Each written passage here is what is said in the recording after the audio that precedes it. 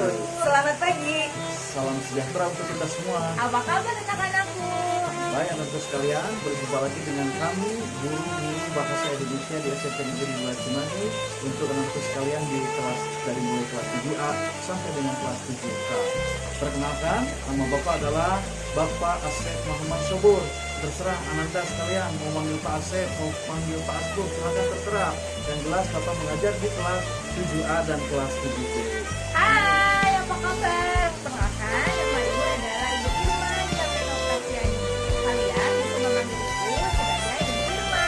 Saya di sini mengajar dari kelas 7C sampai dengan 7F. Selanjutnya, hai, assalamualaikum.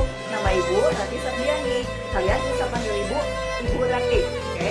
Ibu mengajar di kelas 7G sampai dengan 7K. Sampai jumpa. Anak-anak sekalian, pada pertemuan kali ini kita akan belajar tentang yang namanya itu teks deskripsi.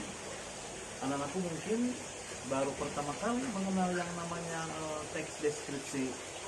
Nah, apa itu sih pengertian daripada teks deskripsi? Yang dimaksud dengan teks deskripsi adalah teks yang menggambarkan suatu objek atau keadaan tertentu, ya, objek atau keadaan tertentu.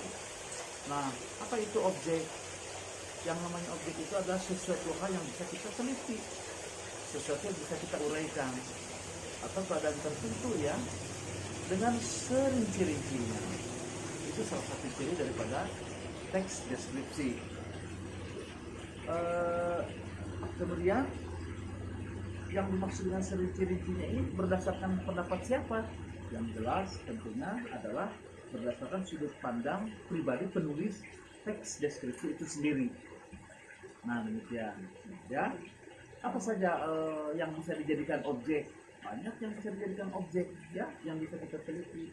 Misalnya tentang seorang manusia bisa kita teliti, seorang manusia juga, seseorang apa katakanlah yang berprestasi bisa kita jadikan itu sebagai sebuah objek deskripsi. Atau keadaan tempat, suatu tempat tertentu, di mana tempat-tempat wisata misalnya, bisa kita membuat uraian tentang teks deskripsi itu. Objek itu bisa kita teliti. Demikian tentang pengertian daripada teks apa artinya teks deskripsi itu. Tujuan daripada teks deskripsi, nah ada tujuannya juga pada saat orang bagaimana tujuan orang atau tujuan seseorang menulis teks deskripsi itu adalah tujuannya yaitu penulis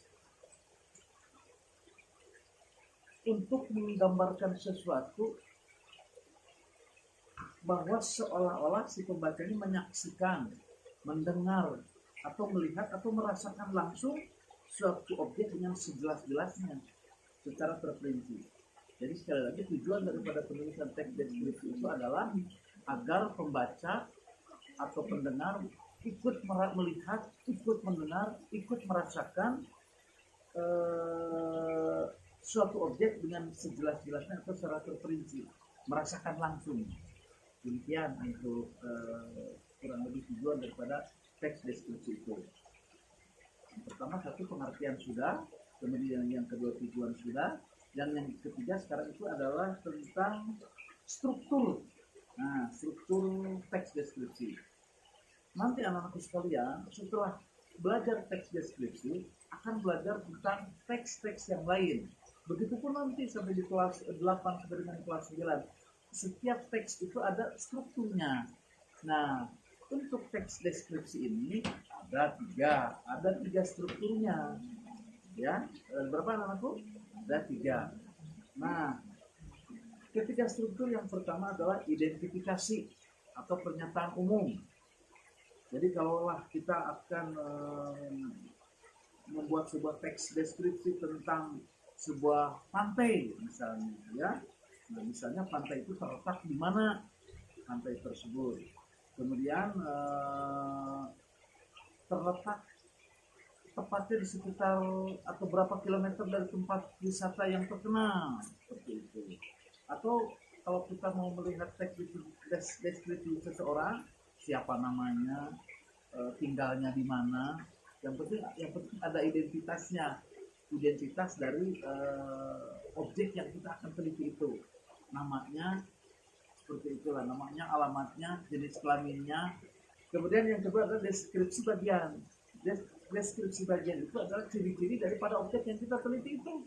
Kalaulah jadi manusia, seseorang yang kita teliti, bagaimana karakternya itu. Karakternya itu bagaimana, misalnya pemarah, atau orang yang baik hati, suka menolong. Nah, itu adalah deskripsi bagian, ciri-ciri. Ya. Atau misalnya yang tadi pantai Parangtritis yang di Jogja itu yang sangat emosional, atau primadona pantai di Jawa Barat itu Pangandaran misalnya. Ciri-cirinya bagaimana misalnya, ya, adakah batu karang besar yang seolah-olah siap menjaga gempuran ombak yang datang setiap saat, atau pantainya sangat bersih. Kemudianlah kemolekan pantainya kita sebutkan ciri-cirinya. Itu merupakan deskripsi bagian dari teks deskripsi. Dan yang ketiga adalah strukturnya kesimpulan atau kesan-kesan. Jadi buat kita kesimpulan, buat kesan-kesan itu merupakan bagian dari struktur teks deskripsi. Demikian anak-anakku sekalian, mudah-mudahan apa yang Bapak sampaikan bisa dipahami oleh kalian. Terima kasih.